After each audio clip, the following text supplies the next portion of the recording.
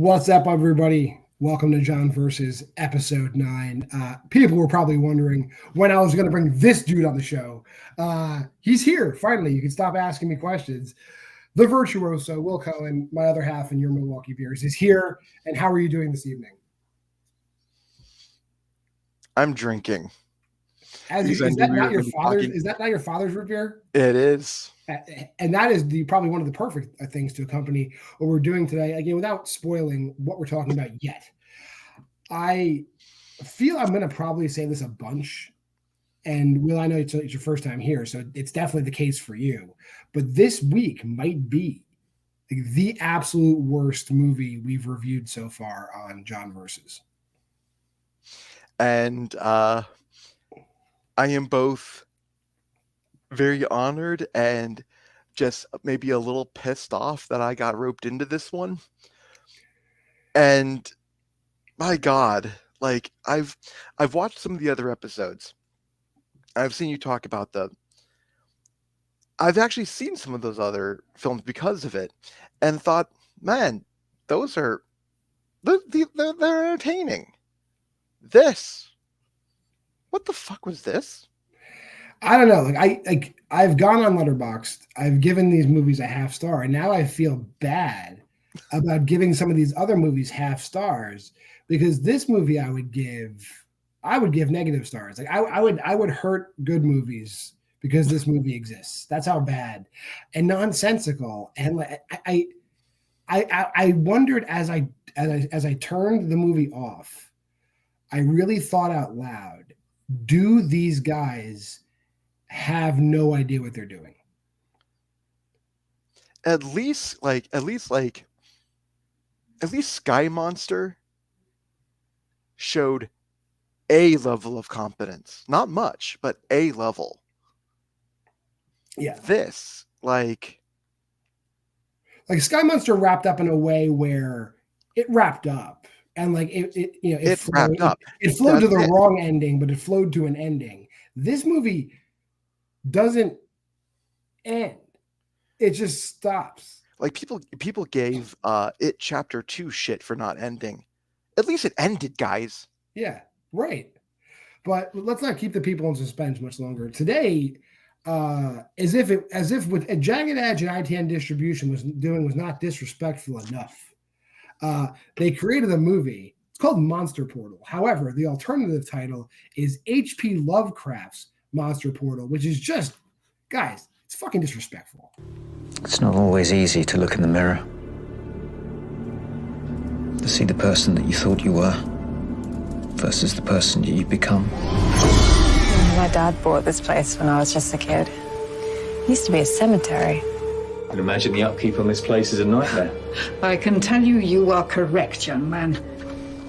Some believe that our world is just one dimension of what's there, and that the old gods, the real architects of the universe, reside in a parallel plane to ours.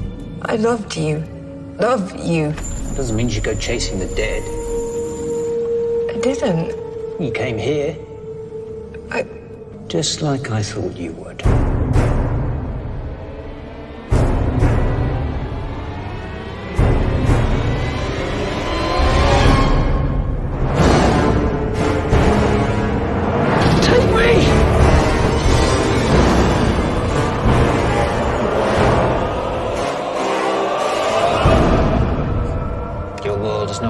It's time for me to rejoin myself. Your world and the other.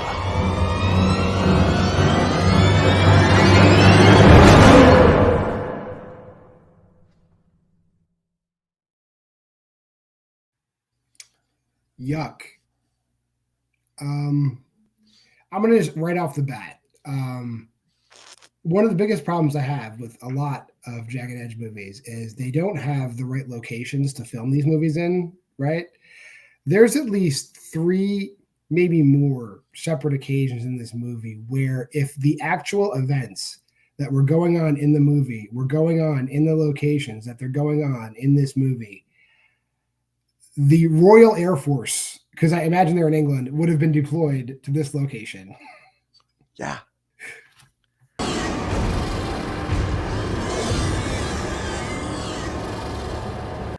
So But- just go well. Sorry. Okay. At least, like, I'm going to harp on this. I've seen other Jagged Edge films. You could tell that other Jagged Edge films don't have a very rich budget, but at least they could afford things to make the film look reasonable. Like, I don't know which is worse. I don't know which distracted me worse. The fact that this looks like half the times it was rendered on a PlayStation 1. It's open. Or the fact that for some reason they couldn't afford fake blood, but they could afford a Costco size jar of seedless raspberry jam and call it blood.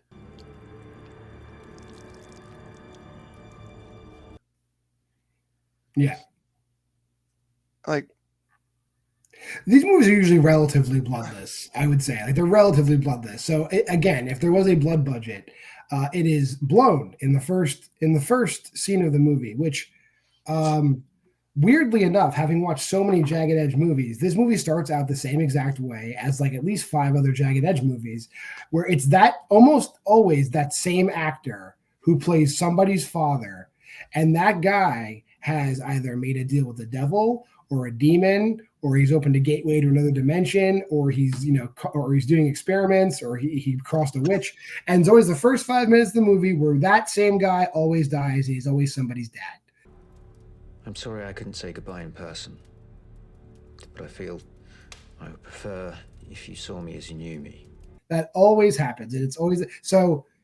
It felt familiar to me for the first 3 minutes of the movie. yeah, I like, and unfortunately, those are the only minutes of an 80-minute film that had any promise whatsoever. Again, After that, another common Jagged Edge trope, like starts. I'm not gonna say starts strong, because I've seen movies that start strong, but starts reasonable. like at least with some of the other Jagged Edge films, like they start off well enough where it's like, okay, I know where the baseline is now. Now it's time to laugh at this thing. But there was nothing to even laugh at. Mm-mm. Like there's only like one time I laughed the entire time, and that like weird old lady, like half the things that she was saying was like, is that even in the script, or are you just going off book? 34 years. Wow, that's a long time. A lifetime if it were only a day. I don't think there was a real. It's something. The more I watch these movies, the more I don't think there's a script. At least with some of the other scripts, I feel like they, that they were at least written in crayon. This one, I'm not sure if there was one.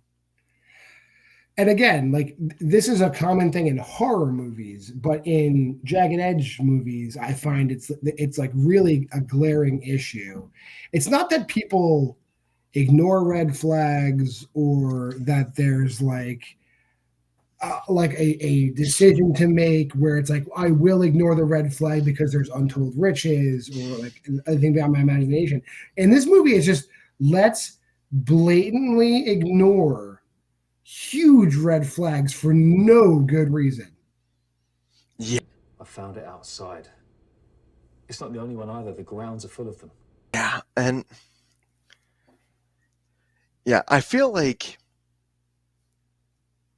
these, like, after a while, it's like the one common thing I have like got gathered with Jagged Edge films is after a while you just start understanding why these people have to die. I'm worried about what Celine might do if she sees evidence that some lunatic is going around murdering rabbits. And it's like, if only for the betterment of society, because if these are the morons that are supposed to be leading us into the next generation, then the next generation is fucked. Right. I think they have to die.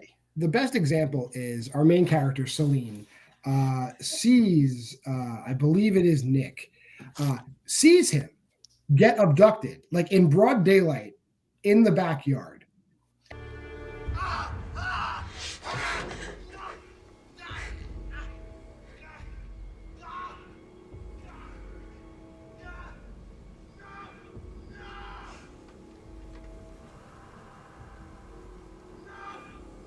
And it's no mistaking. It's not like it's not like he's far away. It's not like there's a bunch of stuff going on. It's a large croquet field sized backyard, and hooded figures are clearly kidnapping him, and she sees it. But her reaction is, ho hum, I'm gonna walk away from the window. Have you seen Nick? I saw him out here. No. No one else has been out here. I was watering the plants just now. Maybe. Yep. And then she's immediately put at ease by the creepy old woman who is not even trying to be like, is she creepy? Like, are we just assuming she's creepy? She's not even playing it subtly. She's just off the wall. As soon as the woman, like as soon as that creepy ass woman like starts dropping motherfucker, like at that point, like how are you not out the door and just saying, hey, let the realtors deal with this at this point? Yeah, it's not like they're not there for any real reason. I mean, the father's dead, so she's there because that's what happens. We're here to just scope out what we've inherited, with no lawyers or whatever. And just like they do subtle like CGI effects, which are just darling.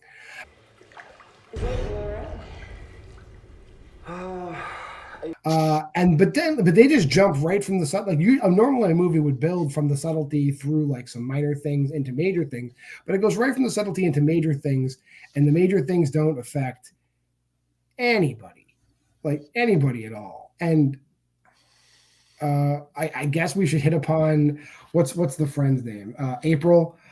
April's with Nick, and the other girl, Celine, is with Rich. Is that the way it's supposed to be?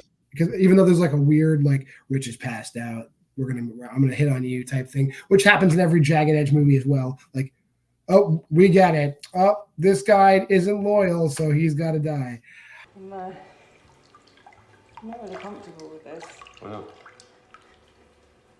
We're friends, right? But anyway, April. So Nick disappears. He's kidnapped in broad daylight. Nobody does a thing. Nobody calls the police. No, everybody just convinces themselves it didn't happen. April is his girlfriend. She's just gonna go home. She calls an Uber, comes and gets her, and then on the way out, there's just two dudes standing at the gate.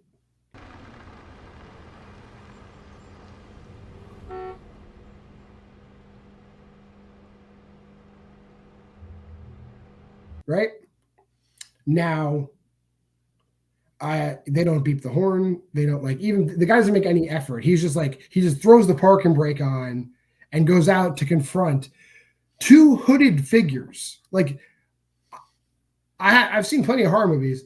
Nothing good's gonna come of this. And if memory serves, because I was admittedly watching this out of one bloodshot eye because it was close to midnight when I was watching this. I hate to play this card, but wasn't he black? Wasn't the captain? Yeah. So,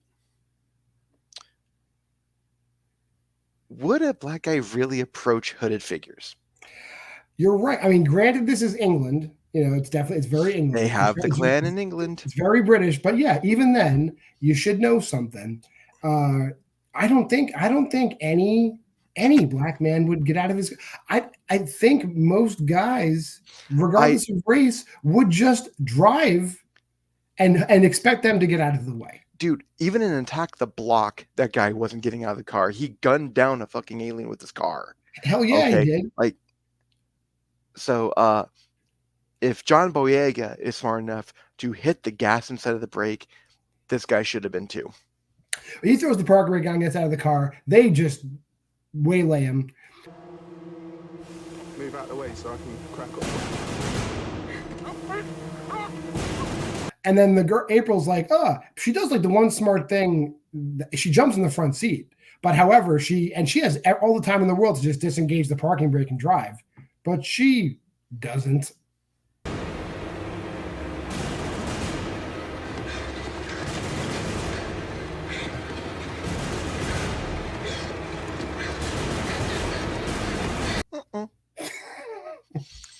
And this isn't the first time that she decided to do something dipshitty in a Jagged Edge film, because April was actually in Sky Monster as the slutty one.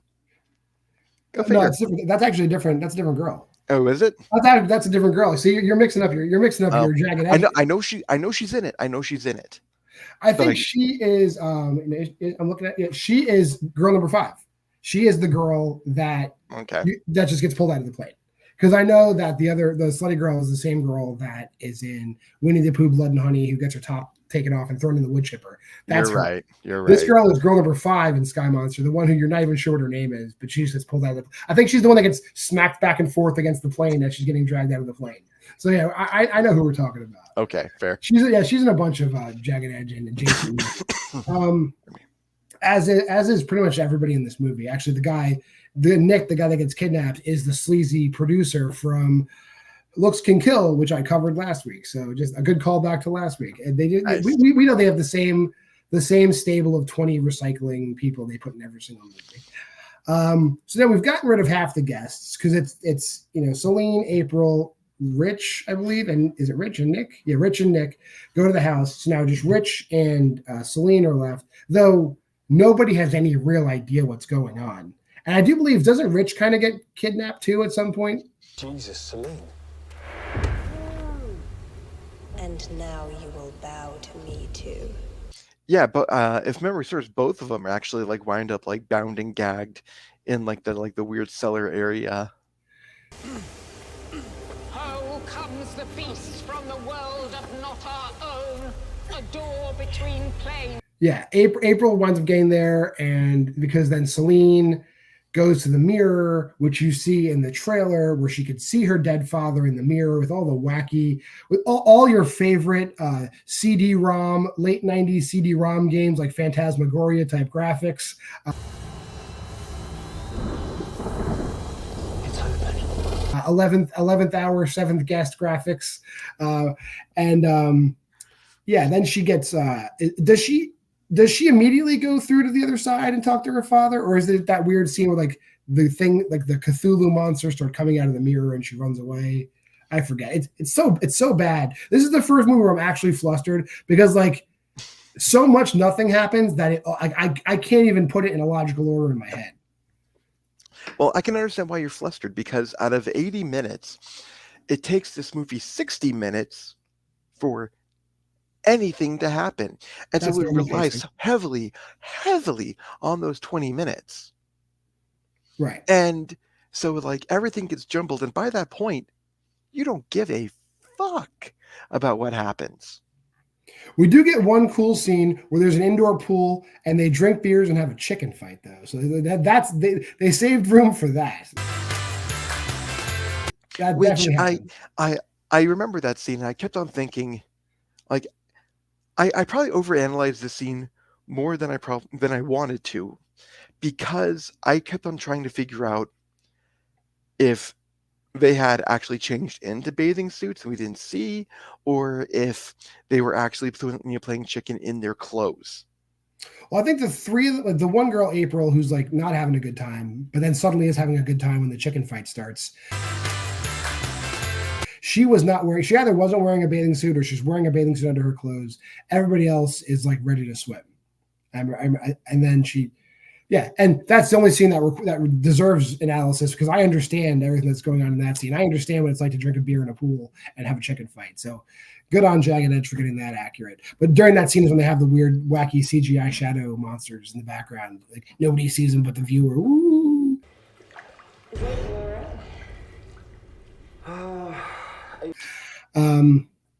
Then we start getting into the, exactly what H.P. Lovecraft wanted when he wrote all of his stories. He said, one day someone will bring my visions to the silver screen, and it will be Jagged Edge. So in the beginning of the movie, the father sacrifices himself to the old gods. Mind you, just like in every other Jagged Edge movie, this house is not an isolated house. There are shots where you can clearly see that it is in a neighborhood with other houses, yet there are monsters that are 3, 4, 5 stories tall eating people, and either this happens so often that the people know not to leave their houses, or reality is just being ignored.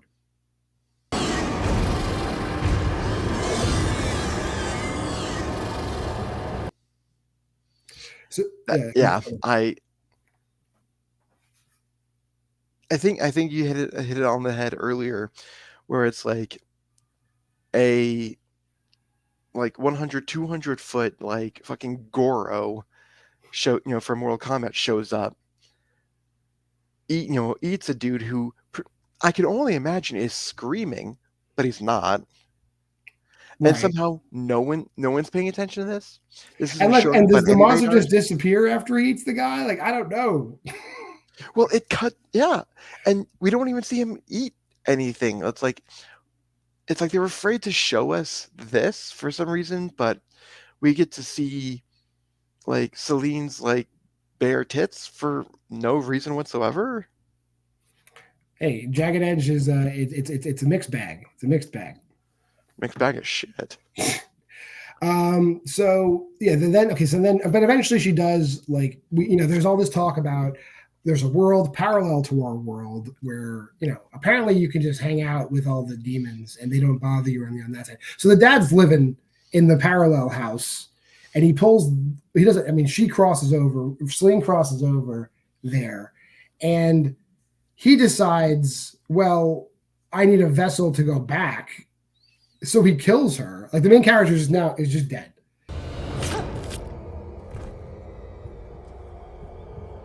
And now he's her in her body. And what's the first thing she does when she crosses back over? She makes out with a guy.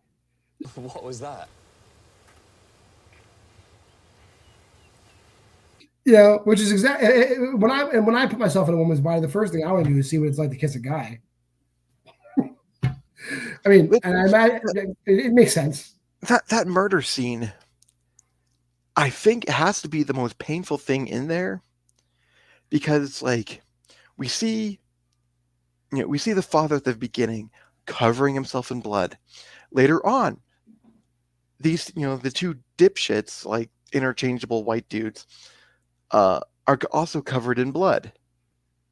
Yeah, but when she is stabbed in the stomach, we don't even see a wound.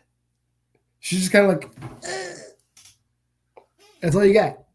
It's like, yeah, dude, I look more in pain when I have gas. Okay, like, give me something.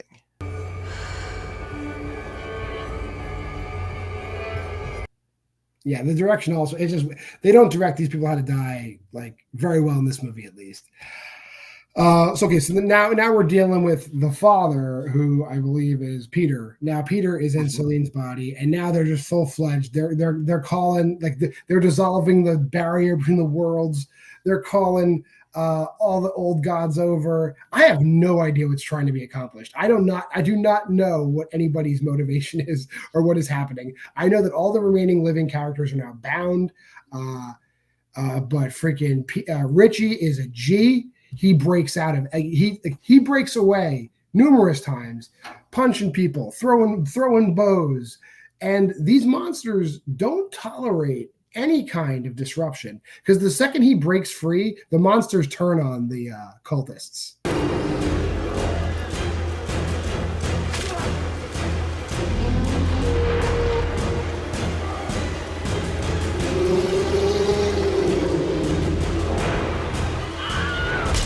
Right, like 0.5 seconds. That's like, how many eat and step on you guys then? Crazy. And isn't all, like, while this is going on, like, Celine is just like getting like raw dogged by another monster, by like weird like faceless man?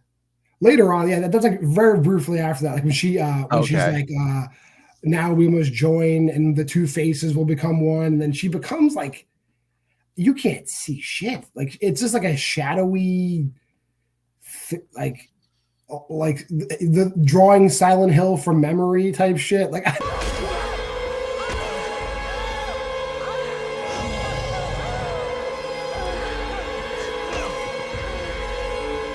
don't know I what mean, it is. at least Alone in the Dark had the decency to light scenes. Like, this is just like red.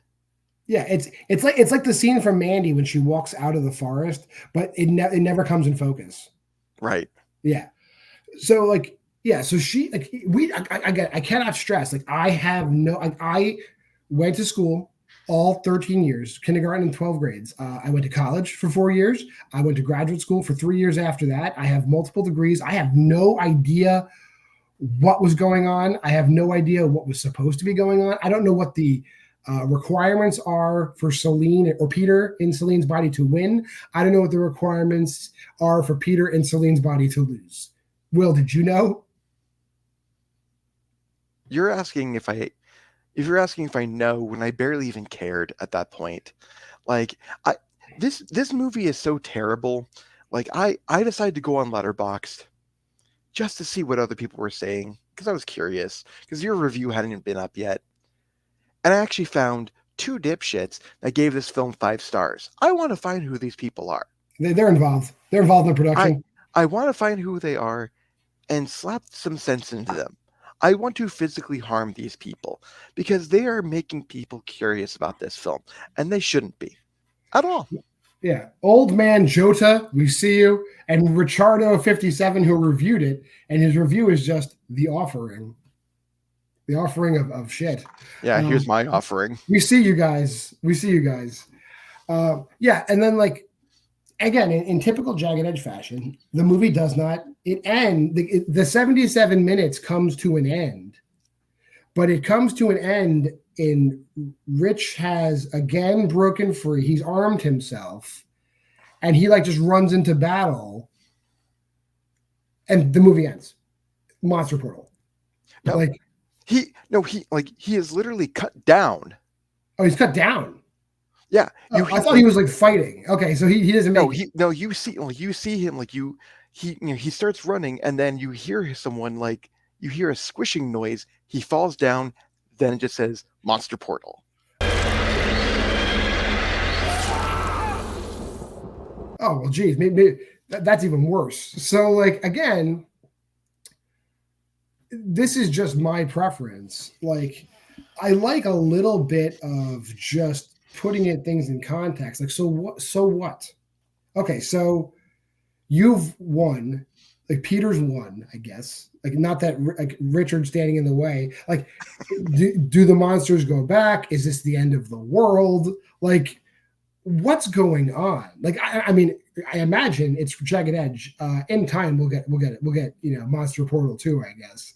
But it will have nothing to do with this movie. But like, I don't. Like, it frustrates me to my core that, like, I don't know the stakes of what happened now. I don't understand. And maybe I don't know if that's even the point. I don't even know if we are supposed to know the stakes, because clearly none of the characters knew what the stakes were.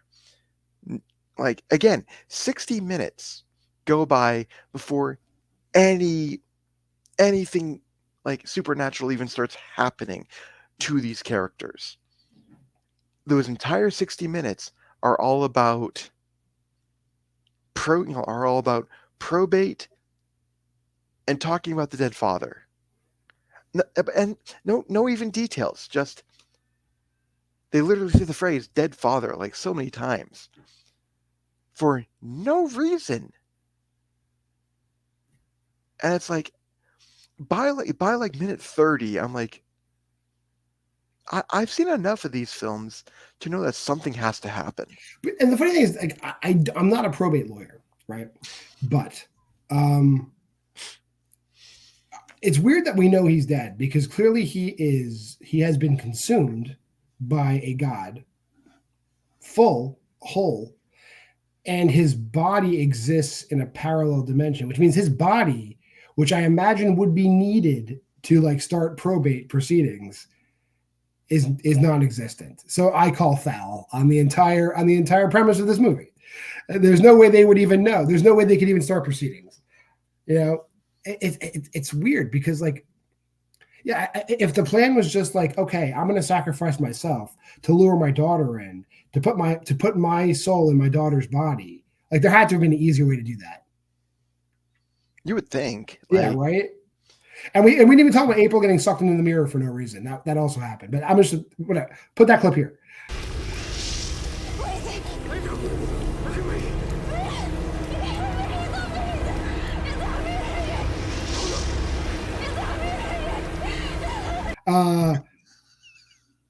Great. But yeah, so we've covered the whole movie, and like I really wish like that we could give you closure just describing it to you, but we can't because we didn't get closure watching it. But what we can do for you is what we do every week. The champ, Luis Boos, has asked us humbly that if somebody was unfortunate enough to watch this movie, to at least give you a guideline of how to do a drinking game with the movie.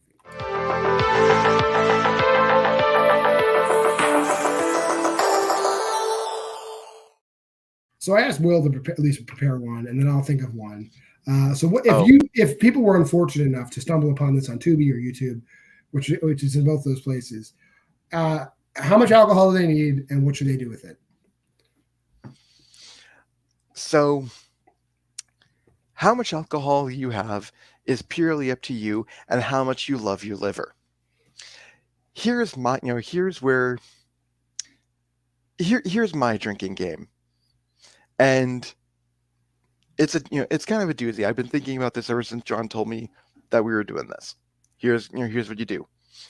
Anytime Celine brings up her dead father, take one drink. Anytime someone else brings up her dead father for no reason at all, take another drink.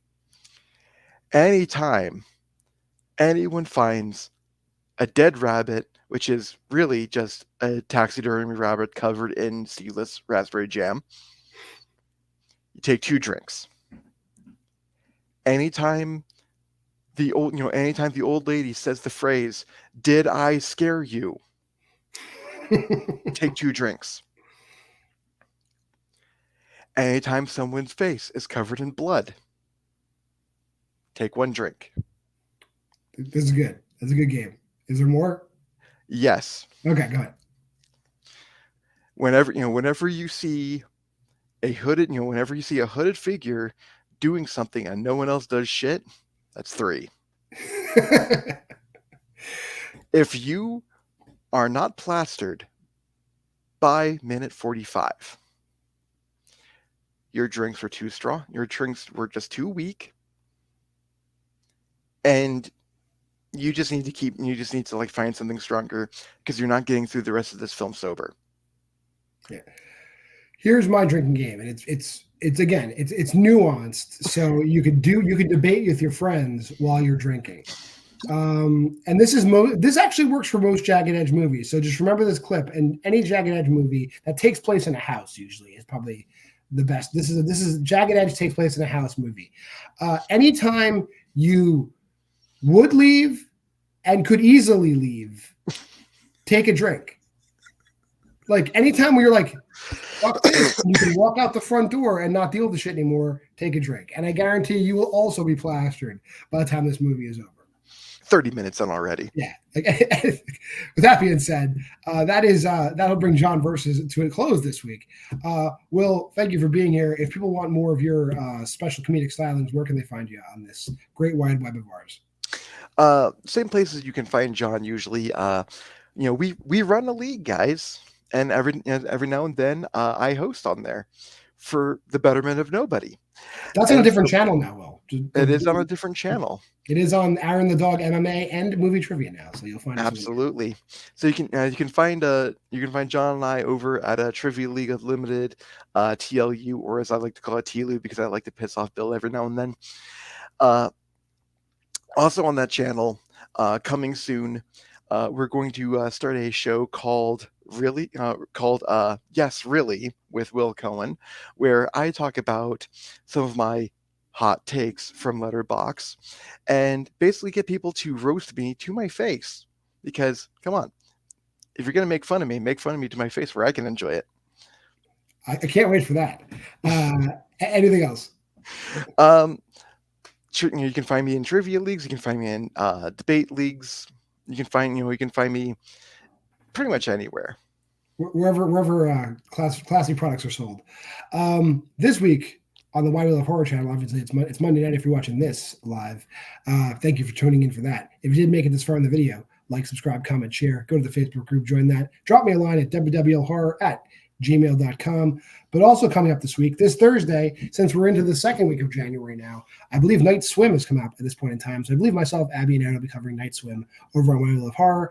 And then this Friday on Why We Love Horror Trivia, we're going from the bottom of the roster up to the top. Anybody that needs a match, they're getting a match. I believe Anthony Tisdall should be playing Eric Moreno, and Austin Pez Howell, the biggest fan of the synopses that we have, is taking on Jacob Cameron. So that should be a match where I guarantee nobody will complain or be self-deprecating. So you definitely tune in for that match. Until next time, this has been John Versus, and we appreciate you.